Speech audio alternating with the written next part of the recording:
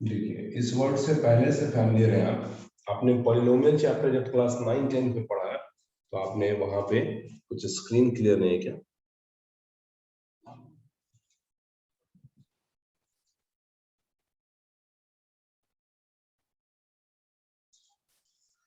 दिख रहा है अच्छे से?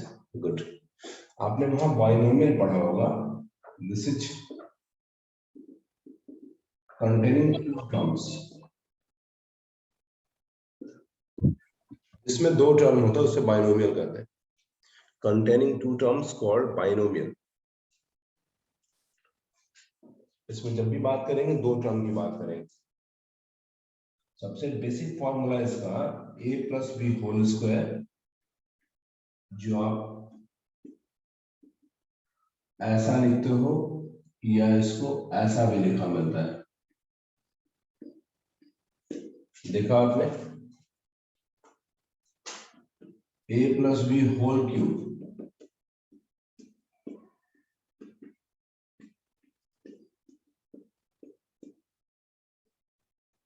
या ऐसा लिखा मिलता है।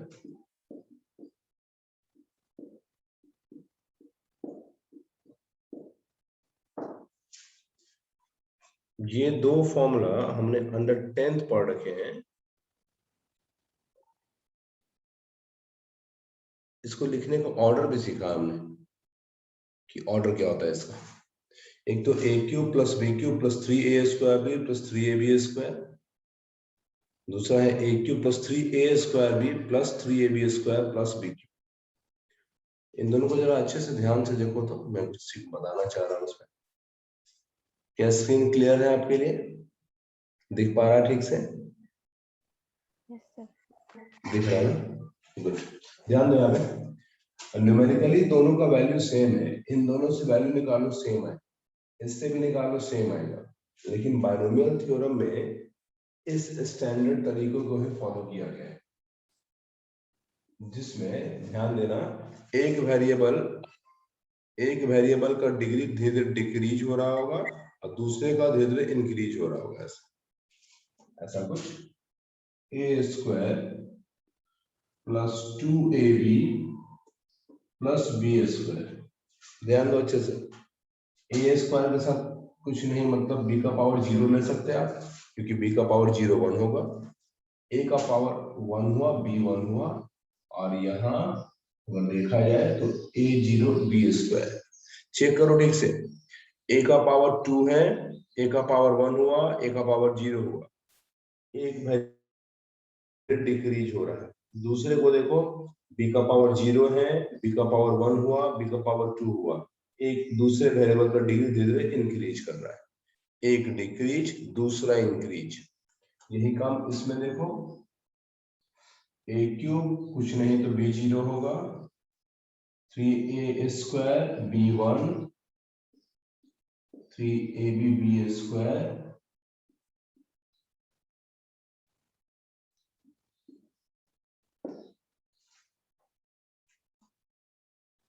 देख लो यहाँ a का पावर 3 है, फिर a का पावर 2 हुआ, फिर a का पावर 1 हुआ, फिर a का पावर 0 हो गया। उसी समय b देखो, b 0 है, b फिर 1 हो रहा है, b फिर 2 हो रहा है, b फिर 3 हो रहा है। तो हमने क्या देखा है कि इसमें कुछ ऐसा ऑर्डर फॉलो हो रहा है कि आप अगले वाले को भी लिख सकते हैं, लेकिन हाँ शर्त क्या है, देखो ये 2 कहाँ से आया ये ढूंढना है, ये 3 कहाँ से आया ये ढूंढना है। इसी से वैल्यू को निकालने के लिए बाइनोमियल में कुछ फॉर्मूले सिखाए जाते हैं, वो सीखेंगे हम। This is called coefficient of second term. First term, second term, third term, fourth term. 3 is coefficient of second term, this 3 is coefficient of third term. coefficient of first term is 1, coefficient of fourth term is also 1. तो एक बात तो तय है कि अगर आपसे a plus b का होल पावर 4 पूछा जाए तो कॉफिशिएंट डायरेक्टली अगर याद नहीं भी है तो ये बात तो बिल्कुल तय है कि आप अरेंज कर सकते हो। जरूर ये a4 से शुरू हुआ होगा, कॉफिशिएंट छोड़ दो, जरूर a का पावर 3 होगा, b का पावर 1 आएगा। अगले स्टेप में कॉफिशिएंट रहने दो, सिखाएंगे अभी। जरूर a का पावर 2 हुआ होगा, b स्क्वायर होगा, प्लस फिर कॉफिशिएंट a का पावर 1 होगा, b क्यूब होगा, फिर कॉफिशिएंट b का पावर 4 होगा। एग्री करो इसमें, जो पहली बार इसको पढ़ रहा है वो एग्री करो कि लगता है हाँ सर ये तो बात जरूर होगी। Yes sir. समझते हैं ना? कॉफिशिएंट क्या वो सीख जाएंगे, वो बड़ी बात नहीं है। कॉफिशिएंट के लिए तो फॉर्मूला है सर। अगर a प्लस बी का पावर 5 की बात करें तो किसी बच्चे से हम पूछ लेते हैं कि कितना उसने समझा है। शालू आप बता दो क्या होगा कॉफिशिएंट के अलावा। Sir A5 B0, good, A4 B1, good, A3 B2, A2 B1, not b1, sorry not B4, b4 भी नहीं, B3, b3, b बढ़ेगा एक ना, b3, यस सर। यस, फिर A1 B4, हाँ, फिर A0 B5। चलो जो मैं सिखाना चाह रहा हूँ पहला पार्ट, ये मे भी सारे बच्चे सीख गए होंगे। क्या यहाँ तक किसी को प्रॉब्लम भी है? कॉफिशिएंट को छोड़ दो तो बाकी तो लिखने आ गया ना सब लोग को। और किसने पहली बार पढ़ा ये चैप्टर बाइनोमियल थ्योरम? और कौन पहली बार पढ़ रहे हैं? मतलब बस अच्छा तो पूछ ही लेते। सिमरन आपने पहले पढ़ा है ये चैप्टर? No sir. तो क्या आपको ये समझ में आ गया ठीक से पैटर्न अभी? Yes sir. हाँ, कॉफिशिएंट को छोड़ दिया जाए तो समझ में आना चाहिए। अर्णव आपने पढ़ा है पहले? Yes sir. गुड, तब तो आपको पहले से भी समझ में आ रहा होगा अच्छे से। Yes sir. हाँ, क्योंकि स्टार्टिंग सर यहीं से होगा सर। अगर कोई बाइनोमियल पढ़ा रहा है आपको तो वो स्टार्टिंग आपको इसी दो फॉर्मूले से हमेशा करेगा, क्योंकि ये दो फॉर्मूला ऐसा है जो आपने कई बार यूज कर रखा है। तो टीचर्स को समझाना आसान हो जाता है कि देखो भाई ये और ये दोनों बिल्कुल सेम है, लेकिन बाइनोमियल पैटर्न में इसको सही माना जाता है, जिसमें पहले वेरिएबल का डिग्री धीरे धीरे डिक्रीज होता है और दूसरे का इंक्रीज होता चला जाता है। दूसरी बात, a plus b whole cube में भी देखो ये दोनों न्यूमेरिकली सेम है, आंसर सेम आएगा। a का वैल्यू 3 ले लो, b 5 ले लो, आप सॉल्व करके देखना, जो ये आंसर देगा वही ये भी आंसर देगा। लेकिन पैटर्न ऑफ बाइनोमियल ये सही है, जिसमें देखो a का पावर धीरे धीरे डिक्रीज हो रहा होगा और b का पावर इंक्रीज हो रहा होगा। तो जब ये फॉर्मेट चेक किए तो a प्लस बी का पावर 5 भी लिखना सीख गए हम लोग। हाँ, कोफिशिएंट क्या होगा ये सीख जाएंगे। क्या यहाँ तक कोई प्रॉब्लम है आदर्श आपको? नहीं सर। अंकिता? No sir. चलो ठीक है, देखते हैं, ध्यान दो। अब यहाँ पे कोफिशिएंट के पहले एक और चीज सीख जाएंगे हम लोग। अच्छा, आपको स्क्रीनशॉट लेना होगा ना, एक मिनट, एक स्क्रीनशॉट लेंगे इसका। स्क्रीनशॉट अगर आप लेते तो लिखते भी हैं या फिर मोबाइल में रह जाता है? कितने बच्चे लिखते हैं? नाम लो अपना ऑनेस्टली। कितने बच्चे कॉपी में लिखते हैं स्क्रीनशॉट को?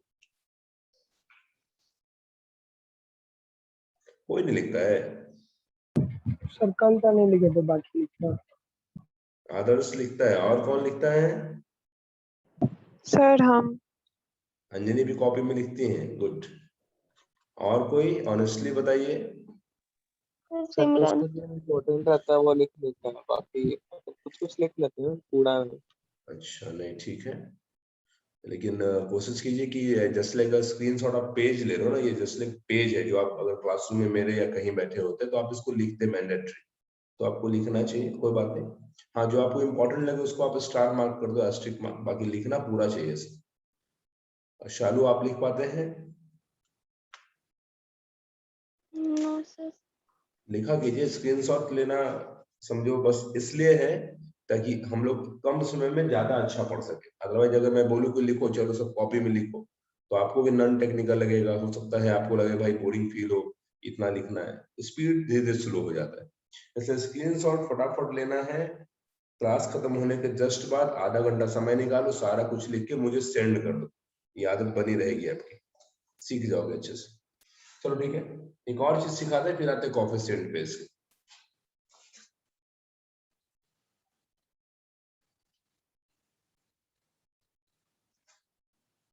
पेज नंबर 2 पे आता है। आप देखो a माइनस बी का पावर 4 डायरेक्टली 4 पे आता है, 4 5 पे। अगर माइनस रहे तो क्या, माइनस रहे तो क्या, सुनना ठीक से। आप इसको लिखने जा रहे थे a4b0, फिर आप देखो विषय में साइन अभी नहीं दे रहा हूं, मैं डायरेक्टली लिखता हूं। फिर आप लिख रहे हैं इसको a3b1, कोएफिशिएंट अभी नहीं पता। फिर आप लिखने वाले हैं a स्क्वायर b स्क्वायर, फिर कोएफिशिएंट नहीं पता आपको, साइन भी नहीं पता अभी। फिर आप लिखने वाले हैं ए बी क्यूब, फिर आप लिखने वाले हैं b का पावर 4।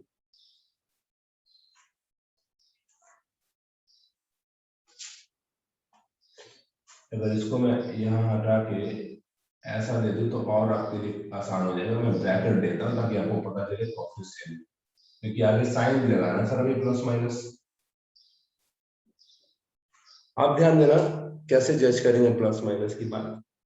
देखो बी अपने आप में माइनस है, और जब भी किसी माइनस का इवन पावर आएगा वो बन जाएगा प्लस, माइनस का अगर ऑड पावर आएगा बन जाएगा माइनस। यही लॉजिक लगाओ सर, बचपन से पढ़ते आ रहे हैं। अब जरा देख लो खुद से, 0 तो एक इवन नंबर है, मतलब एक प्लस साइन से शुरू होगा। 1 एक ऑड नंबर है, माइनस बी है सर, ध्यान दो, बी नेगेटिव है, ऑड पावर दे रहे हो, ये साइन होगा माइनस। फिर भी देखो बी इवन है, ये साइन हो जाएगा प्लस। फिर से देखो b का पावर 3 ऑड है, फिर से माइनस, b का पावर इवन है प्लस।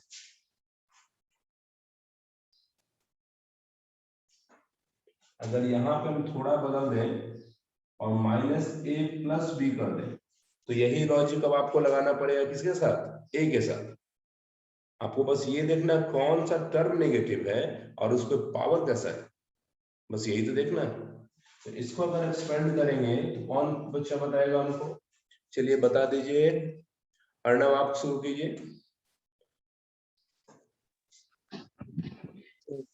एक minus a5b0 plus a4b1 good, minus a3b2 plus a2b3 minus a1b4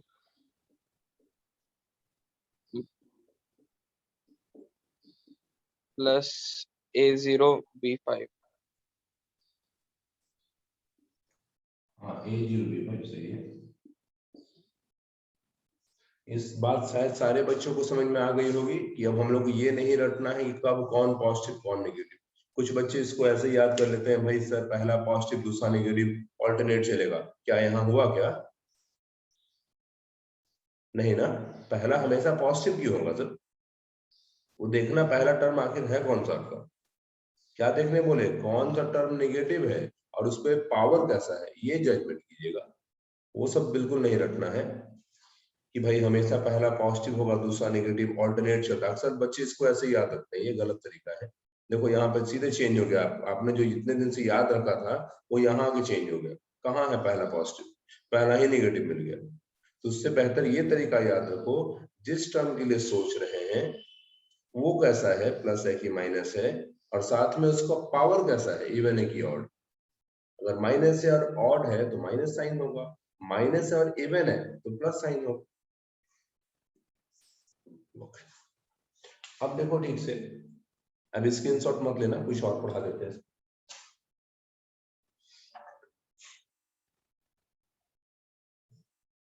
general formula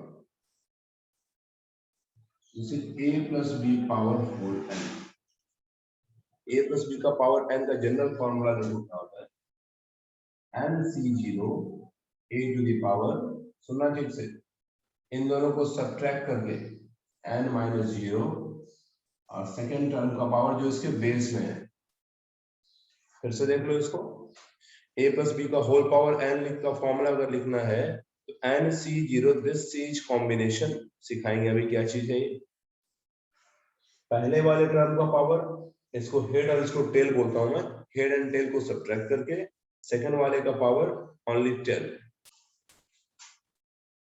nc1 a to the power head minus 10 and b to the power 10, nc2 a to the power n minus 2 b square।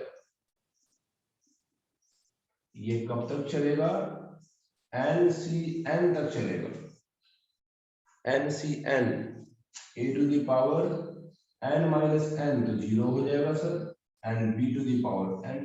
देखो तो ध्यान से देखना, यही scene सब में हो रहा होगा, इसको जब इसको देखते हैं ध्यान से, पहले आप इनको देख लो ना, अगर ये 4 है देखो यहाँ पे 4 क्या बोला मैंने कि यहाँ का पावर जो होता है इन दोनों को घटा के होता है, तो जब 4c0 लिखोगे तो 4 माइनस 0 4 होगा, ये का पावर 4, सेकंड वाले का पावर 0, सेकंड का पावर 0, लास्ट वाले को देख लो सबसे आखिरी में जो b4 मैंने लिखा है, देखो b का पावर 4 हो गया है, यहाँ भी देखो b का पावर n दिख रहा होगा पूरा।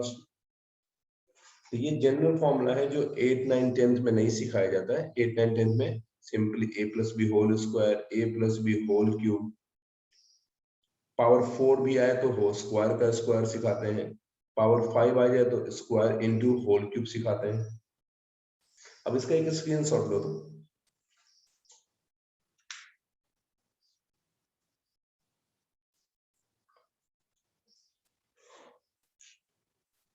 ले लिया स्क्रीनशॉट, कुछ पूछना है इसमें? अभी तक तो ऐसी कोई बात नहीं आई कि आप पूछ सके, चलो देखते हैं आगे।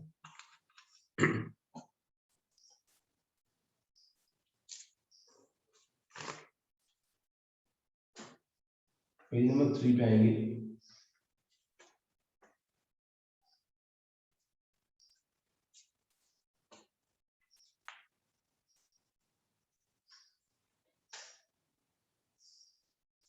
पेज नंबर 3,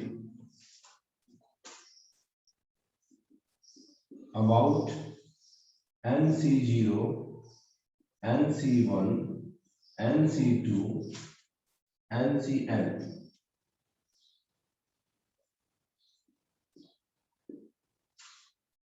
चलो थोड़ा इसके बारे में समझें तो फिर बेहतर होगा। देखो फॉर्मूला पढ़ना है, फॉर्मूला है सर, प्रूविंग नहीं पढ़ना, आपको कैसे प्रूफ होता है ये नहीं पढ़ना, वो सब हायर क्लासेस में है। आप बस याद रखो NCR factorial n factorial r factorial n minus r, या फिर इसको ऐसा भी लिखा मिलेगा आपको n ऐसा एक्सक्लेमेटरी मार्क्स जैसा सिंबल,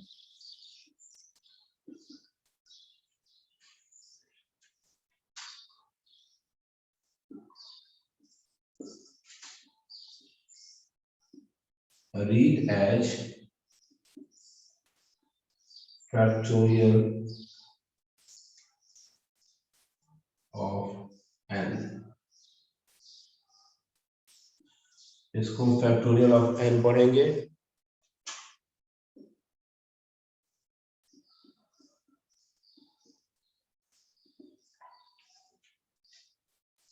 देखो दोनों दो है सर, पहले फैक्टोरियल और ये सिंबल है, बाद में n है तो पढ़ेंगे फैक्टोरियल ऑफ n। इसमें देखो पहले n है बाद में फैक्टोरियल है, इसको पढ़ेंगे n फैक्टोरियल। रीड करने आना चाहिए। Just like example this value दोनों का सेम है सर, पढ़ने का तरीका है अलग अलग। Factorial of 3, this is 3 factorial. समझते हैं अच्छे से? 3 फैक्टोरियल का मतलब है 3 से शुरू करो और एक एक कम करके 1 तक जाना है, इंटू करके 3 इंटू 2 इंटू 1 6। फैक्टोरियल 4 का मतलब है 4 से शुरू होगा, एक एक कम होके 1 तक जाएंगे, 1 से कम करने पे तो 0 आ जाएगा, तो तब तो सारा वैल्यू 0 हो जाएगा सर, इसलिए सबसे कम वैल्यू 1। स्टार्टिंग में याद रखिए, फिर ढेर सारा एप्लीकेशन है इन सब का। एक इसका स्क्रीनशॉट निकालेंगे।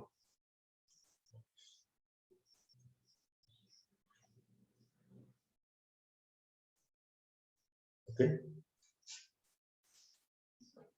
सिमरन कोई प्रॉब्लम है इसमें? No sir. सीखो, धीरे धीरे सीख सकते हैं। पेज नंबर 4 में आते हैं। इसको सीखने से डबल फायदा है सर, ये को ट्रिपल फायदा है। एक तो पहला फायदा डायरेक्ट बायनोमियल थ्योरम में आपको दिखेगा, थोड़ा वेट करेंगे 1 मिनट।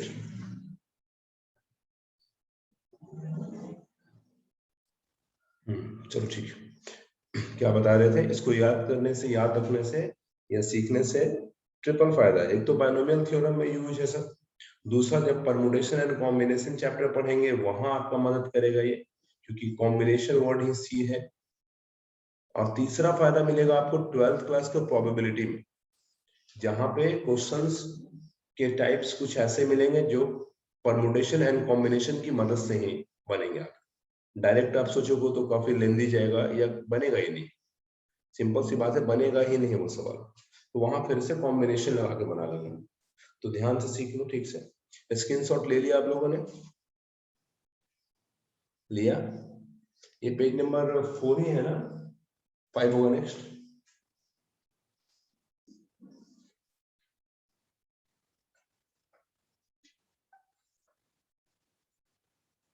देखो एप्लीकेशन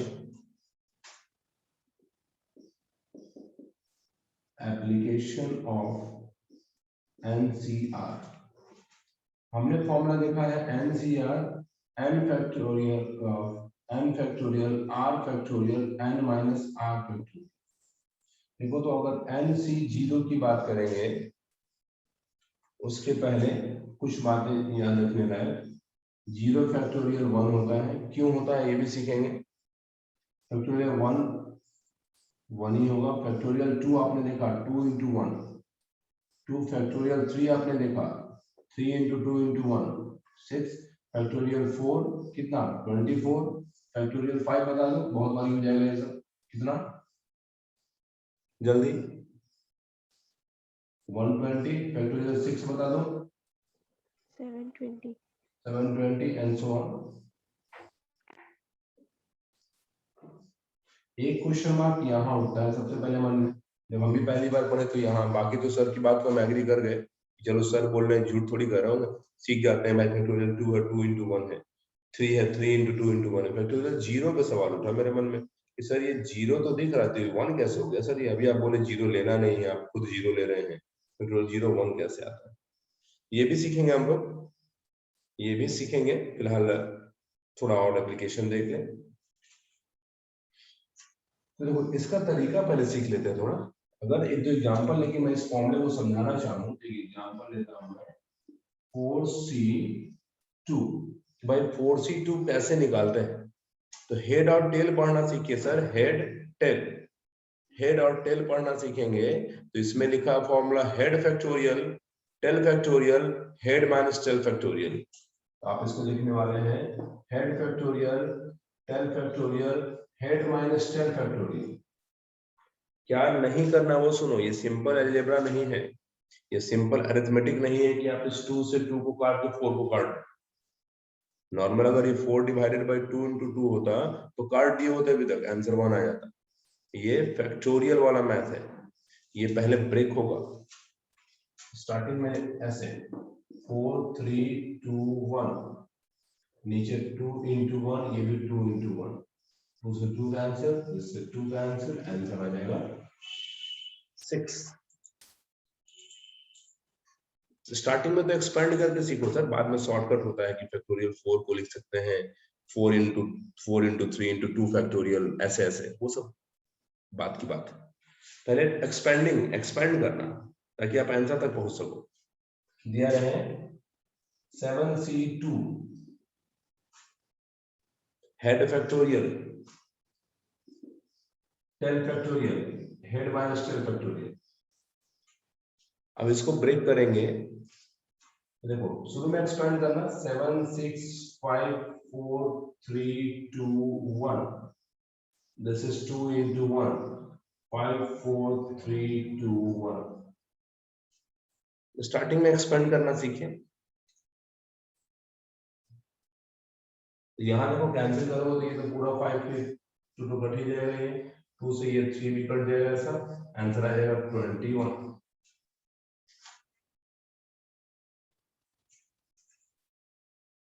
एक स्क्रीनशॉट निकालेंगे इसका।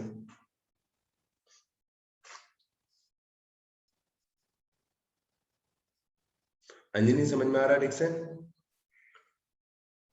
Yes, sir. आपने पहले पढ़ा है चैप्टर ये? No, sir. चलो तो आपने और सिमरन ने नहीं पढ़ा है, तो चलो सीख रहा हूँ ठीक से। इसके पहले मैंने शालू को पढ़ाया है, अंकिता को पढ़ाया, आदर्श को पढ़ाया है मैंने चैप्टर, और अर्णव ने खुद से पढ़ा है ये चैप्टर। चलो अच्छी बात है, देखते हैं पेज नंबर 6 पे आते हैं।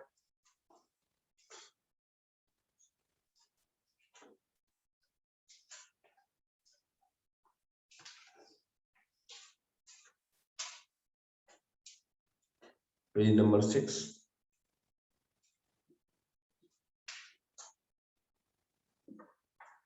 अब देखो 7c2 को फिर से ला रहे हैं, लेकिन इस बार एक्सपेंड के तरीका को थोड़ा और सॉर्ट करेंगे हम लोग। इसमें जैसे 7c2 को सोचेंगे 7 फैक्टोरियल, या फिर ऐसे बोलो head factorial 10 factorial head minus 10 factorial. अब देखो यहाँ पे एक्सपेंड करने से पहले ये सोचो कि अगर 7 को लिखे एक्सपेंड करने के शुरू का 2 टर्म 7 into 6, देन फिर 5 से वॉच करो 7 into 6 into 5 into 4 into 3 into 2 into 1, नीचे कुछ मत करो अभी। तो देखो तो यहाँ तक भी तो एक फैक्टोरियल है ना। अंजनी आप बताएंगे कौन सा फैक्टोरियल है ये 5 से 1 तक? Sir, 5 factorial. हाँ, अब देखो हम लोग इसको 5 फैक्टोरियल तो बोल सकते हैं, तो जब ये 5 फैक्टोरियल आएगा तो पूरा पूरा कट जाएगा, क्योंकि अब 5 से 5 नहीं काट रहे हैं आप 5 फैक्टोरियल से 5 फैक्टोरियल काट रहे हैं, जो कि बिल्कुल सही है। इसका मतलब हम लोग थोड़ा इसको सोचेंगे इस तरह से कि अगर 7 फैक्टोरियल है तो 7 रहने दो, 6 रहने दो, अगला जो आ रहा वहां से ले लो फैक्टोरियल, और ये भी देखो नीचे है, और अब इस छोटे वाले को तो तोड़ सकते हैं ना। इससे फायदा क्या है कि पूरा पूरा फैक्टोरियल कट गया और आंसर अभी भी सेम है। तो भाई आगे का रास्ता ऐसे ही तय करना है हम लोग। आगे का रास्ता देखिए, एक सवाल पूछ के डायरेक्टली अगर कहीं दिखा रहे हैं 11c3, तो सिमिलर आप बनाइए मेरे साथ, स्टेप्स बताइए तो क्या लिखेंगे, हेड और टेल बोल के बोलो। Sir, 11 factorial by 3 factorial 8 factorial. 8 factorial, चलो आगे फिर बताओ। सर 11 को 11 into 10 into 9 into 8 factorial लिखेंगे। गुड। 3 factorial into 8 factorial। ठीक है, और फिर सर 8 से 8 काट देंगे, 8 फैक्टोरियल से काट देंगे। ठीक है, और फिर सर 2 से 5 से 10 काटेंगे। ठीक है, फिर 9 सर 3 से। ठीक है, फिर सर 11 55 और 3 165। चलो अच्छी बात है, आप फैक्टोरियल का ये एप्लीकेशन भी सीख गए अच्छे से कि अब पूरा पूरा एक्सपेंड अब नहीं करेंगे, स्टार्टिंग में तो जरूर करना चाहिए। स्टार्टिंग में ये सीखना जरूरी है कि आखिर फैक्टोरियल का मीनिंग क्या है, इसलिए उसको एक्सपेंड कर देते हैं। तो यहाँ तो भाई आप सीखना है कि वहां तक ले चलो जहां तक दूसरा मैच नहीं करे, फिर कट कर देंगे आ जाएगा। इसका एक स्क्रीनशॉट लेंगे।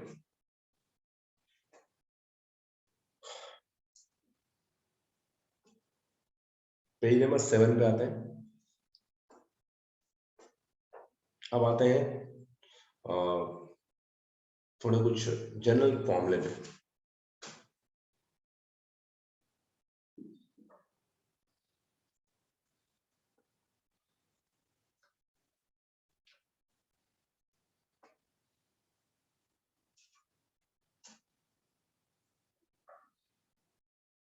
General term of binomial expansion a plus b to the power n। General term इसका निकालना है।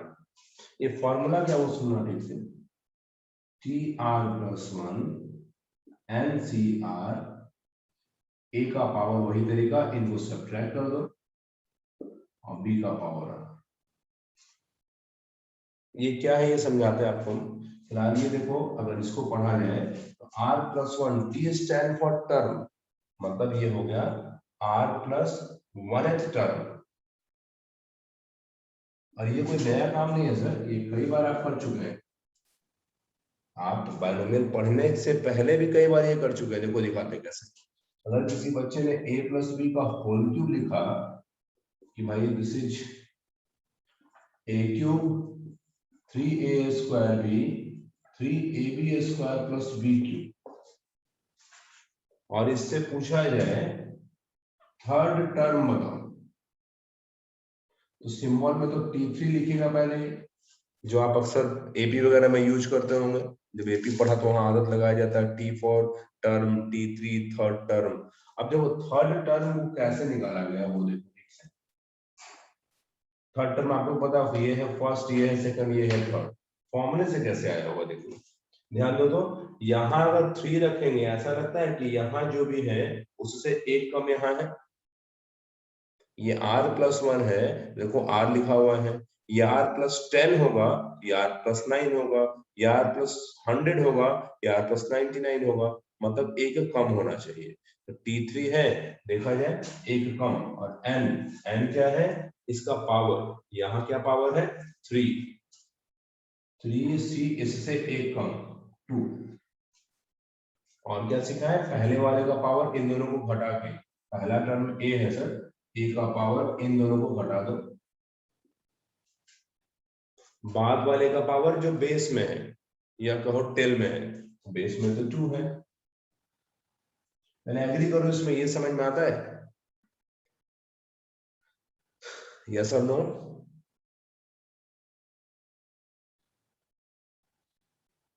नहीं समझ में आता है, फिर से बताएं।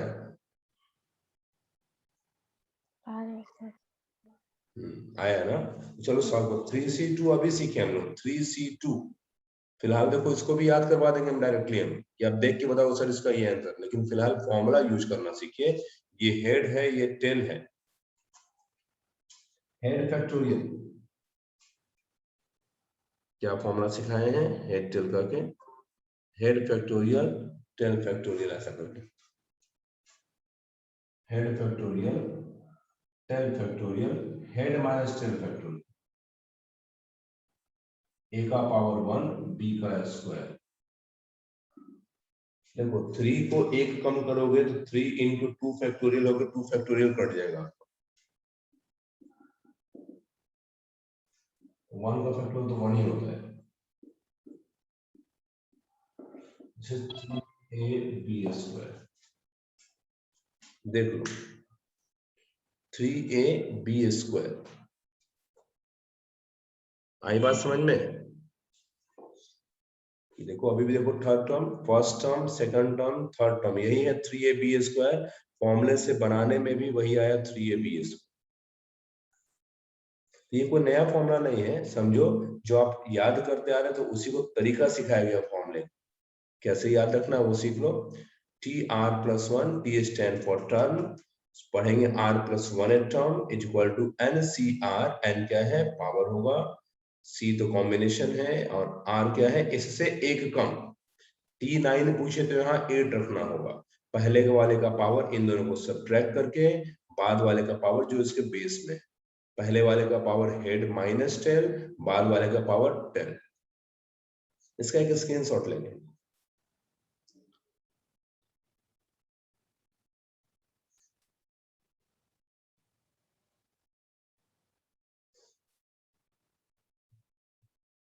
चलो देखते हैं, ध्यान देना,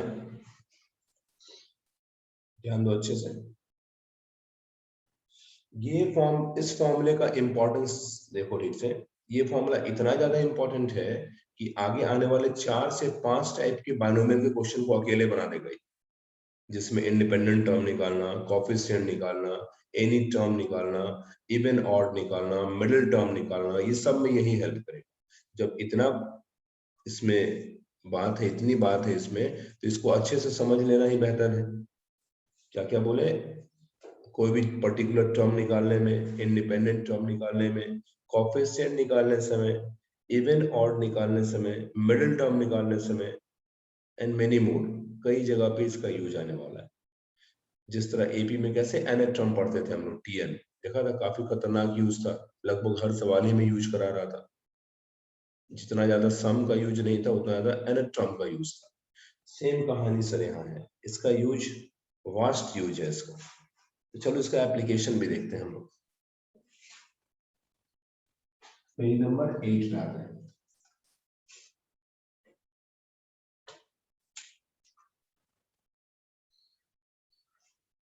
page number 8।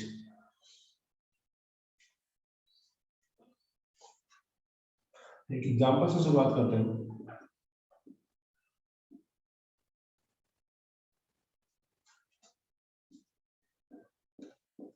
Find the fourth term of 3x plus 2y का पावर 7। ऐसा क्वेश्चन मिल सकता है, एग्जैक्टली सेम नहीं मिलेगा क्योंकि अपने मन से दिए हैं, लेकिन ऐसे क्वेश्चन मिल जाएंगे आप। Find the fourth term of this, देखते जाओ, टाइप 1 क्वेश्चन है ये। आपको 3-4 टाइप सिखा देते हैं, आज ही से बनाना शुरू करो, बनेंगे क्वेश्चन आपसे। इसका फोर्थ टर्म निकालना है, तो अब आपको एक्सपेंड करने की जरूरत नहीं है, फॉर्मूला मिल चुका है हम लोग को, उसका यूज करेंगे। ध्यान दो यहाँ पे, शुरुआत में तरीका क्या है लिखने का। 3x plus 2y का पावर 7, अगर इसको a plus b का पावर n लिखें तो कंपेयर करेंगे, तो a जरूर 3x के बराबर, b है 2y। अगर एग्जैक्टली कंपेयर करें सेम तब, वैसे आप a को ये मान लो, b ये हो जाएगा। स्टार्टिंग में ऐसे सीखो सर, बाद में एक्सपर्ट होंगे तो ऐसे ही बना लेंगे। चलो a है 3x, n किसके बराबर बताओ? 7। n 7 होगा, बिल्कुल सही। अब आप इसके लिए फॉर्मूला आपने पढ़ा है, since tr plus 1 ncr a to the power n minus r b to the power r। अब वही यहाँ पर t4 पूछा गया आपसे। चलो मेहनत करते हैं अच्छे से, जो यहाँ है उससे एक कम यहाँ है ना, r plus 1 है तो यहाँ r है, और n तो n है सर, लिखेंगे इसको 7c3, एक कम ना, a का पावर, a को मैंने दिया है 3x टू द पावर, इनको सब्ट्रैक्ट करो, और 2y टू द पावर। क्या किसी को दिक्कत है इसमें?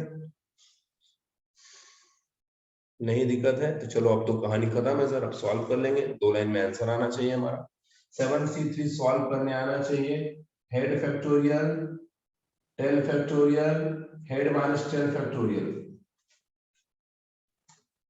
पावर 4 दोनों में डिस्ट्रीब्यूट करो, 81 into x4, पावर 3 दोनों में डिस्ट्रीब्यूट करो, 8 into y3। चलो इसको कहां तक ब्रेक किया जाए, 7 6 5 के बाद 4 फैक्टोरियल कट गया होगा, उतना लिखेंगे नहीं हम। 7 into 6 into 5 into 4 factorial, 4 factorial से 4 फैक्टोरियल कट जाएगा, तो बच रहा हमारे पास, और मन में करो तो अच्छे से। अभी ऊपर बची है 7 into 6 into 5, 3 फैक्टोरियल कितना होगा, ब्रेक करो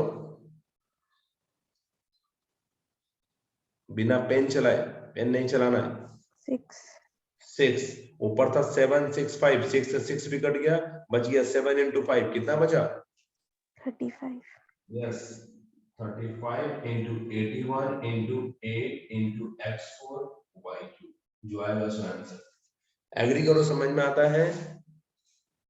यस और नो? जो बच्चे पहली बार सीख रहे हैं उनको समझ में आ रहा है?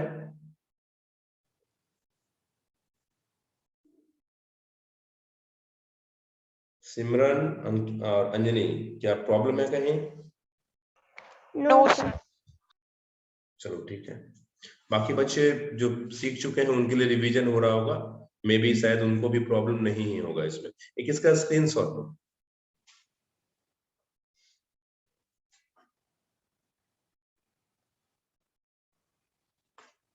ठीक है, टाइप 2 क्वेश्चन देखो। एक तो भाई जनरल टर्म निकालना सीखे, टाइप 2 क्वेश्चन कैसा मिलेगा आपको ये भी देख लो।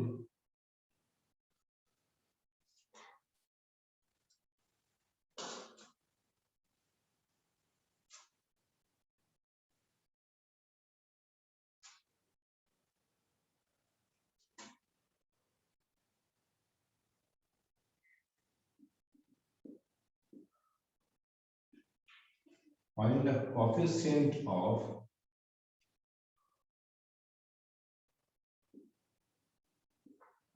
fifth term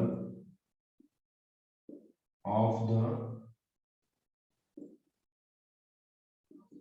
expansion 2x minus 3y का पावर 8। देखो जानबूझ के दो चीज इसमें सिखा दिया आपको मैं, तो कोफिशिएंट का बात, और जानबूझ के देखो प्लस को माइनस कर दिया। प्लस पे भी सवाल बन जाएगा, प्लस पे तो बना ही रहे हैं, एक दो टर्म माइनस करके देखिए क्या होता है। और इसका सवाल का तरीका ही बदल गया, कोफिशिएंट पूछ लिया गया आपसे, कोफिशिएंट ऑफ दिस। देखा जाए, अब स्टेप को थोड़ा कंसाइज करेंगे हम। अब हम नहीं लिखने वाले हैं कि इतना बराबर a प्लस बी का पावर n, n इतना, a इतना, b कितना, ये आप खुद समझ जाओ। a यही रहा होगा, b with minus sign. Sir किसी ने पूछा a कितना 2x, किसी ने पूछा b कितना not 3y minus 3y, n कितना 8। जनरल टर्म या r प्लस 1 टर्म जो बोलते हैं, जनरल टर्म या इसी को r प्लस 1 टर्म बोलते हैं। चलो बताओ तो, T R plus 1, NCR 8CR,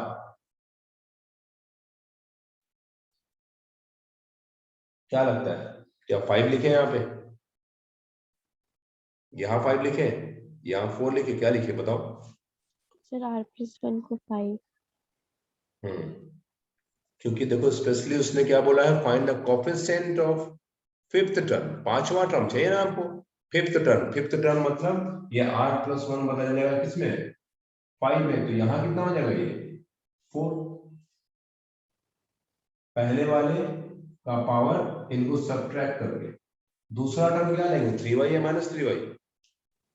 minus 3।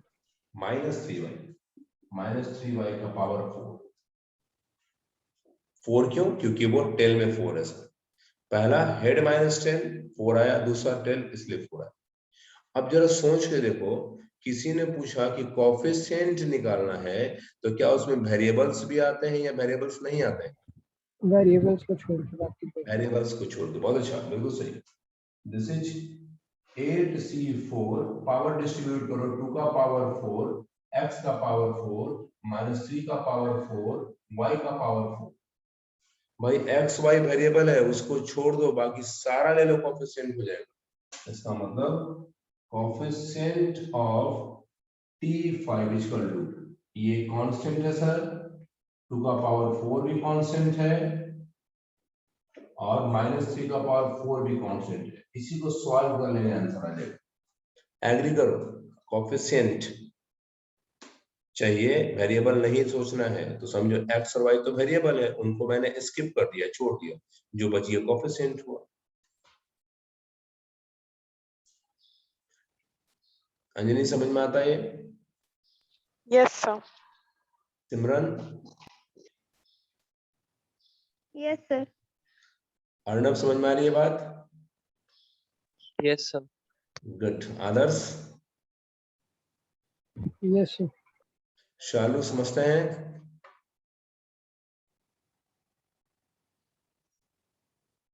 Ankita? Yes sir. Good. तो जब भी कोफिशिएंट का जिक्र होगा तो सीखने लायक बात है कि वेरिएबल्स को छोड़ दीजिए। पहले भी देखो यही किसी ने पूछा, इसी में किसी ने पूछा इतने में ही कि what is the coefficient of x, क्या बोलेंगे आप? इतने दूर में coefficient of x 2. Coefficient of y बताओ। -3.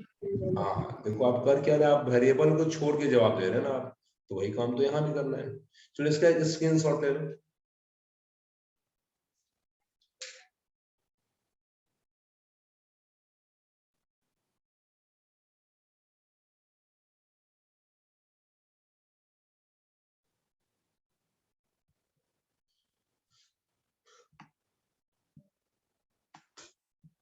चलो एक क्वेश्चन हम देते हैं, पेन कॉपी अगर आसपास है तो पेन कॉपी रेडी रखो, एक क्वेश्चन में तरफ सुनो तो।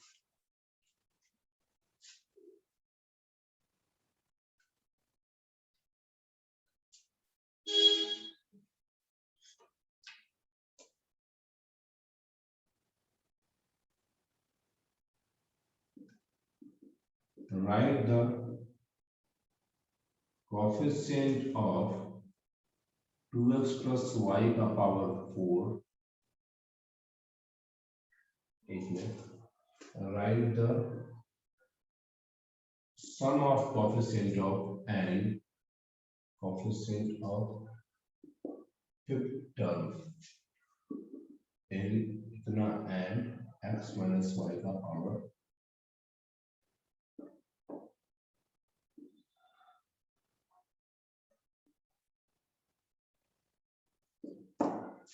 क्वेश्चन समझ के देखो, मैंने दिया है right the sum of coefficient of fifth term in this and this.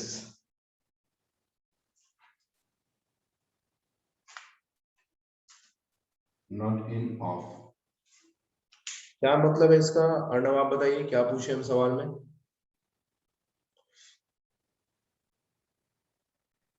Sir दोनों बाइनोमियल एक्सप्रेशन के जो भी उसका फिफ्थ टर्म का कोएफिशिएंट का जो सम होगा वो हाँ, फाइंड आउट करेंगे। तो आप अलग से इसको निकाल लो, अलग से इसको निकाल लो, दोनों जोड़ के बताओ क्या आता है।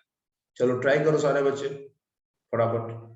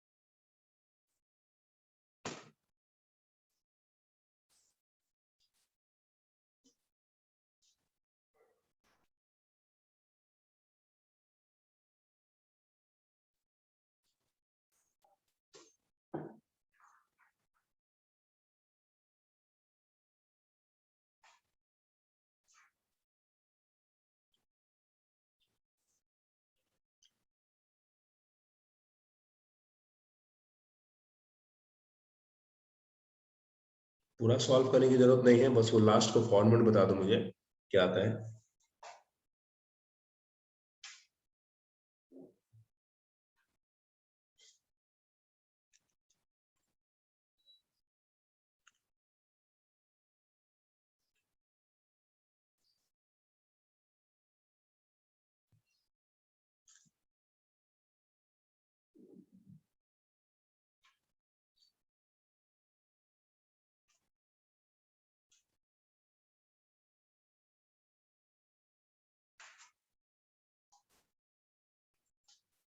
सर 840 आ रहा है। 840 यस कंप्लीट। हाँ सर। और किसी का?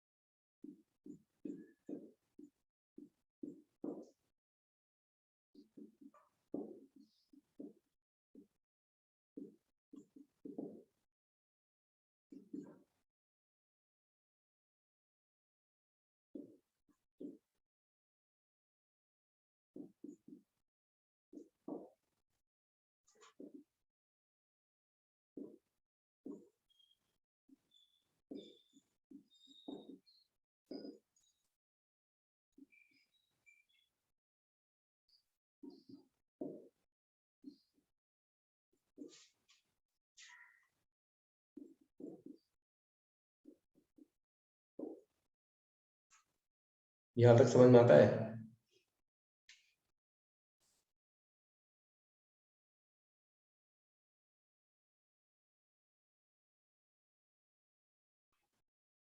एट सी 4 8 सर 1680 होगा, सॉरी 7 1 6 80।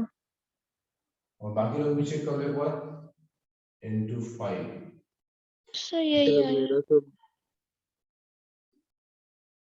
क्या हुआ? यही है।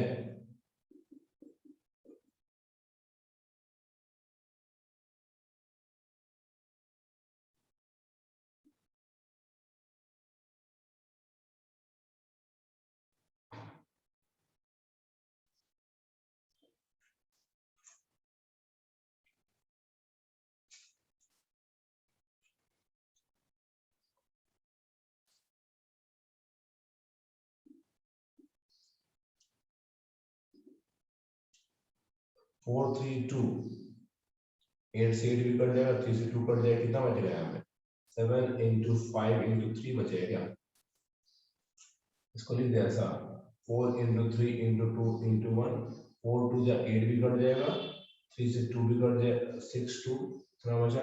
7 5 2 सॉरी into 16 प्लस यहाँ भी 3 into 2 6 कट जाएगा, इससे 7 into 5 into 16 7 5 16 कॉमन ले लीजिए, अंदर 2 + 1 3 हो जाएगा। 7 into 5 into 3 into 16 इतना ही आ रहा है कैलकुलेट करने पे 1680। यस सर यही आ रहा है।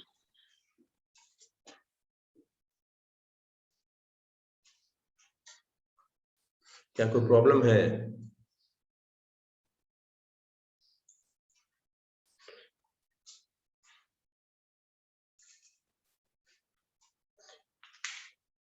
एक इसका स्क्रीनशॉट ले। चलो आज के लिए इतना रहने दो, मैथ्स में इतना रहने दो, स्क्रीनशॉट ले लो इसका। थोड़ी देर में केमिस्ट्री शुरू होगा, 5 मिनट का गैप ले लीजिए आप लोग भी, तो रिलैक्स हो जाएंगे। 7:35 में फिर से एक बार रिकनेक्ट हो जाएंगे केमिस्ट्री के लिए। अभी के लिए एंड करते हैं इसको और होमवर्क करेंगे बुक्स अपने।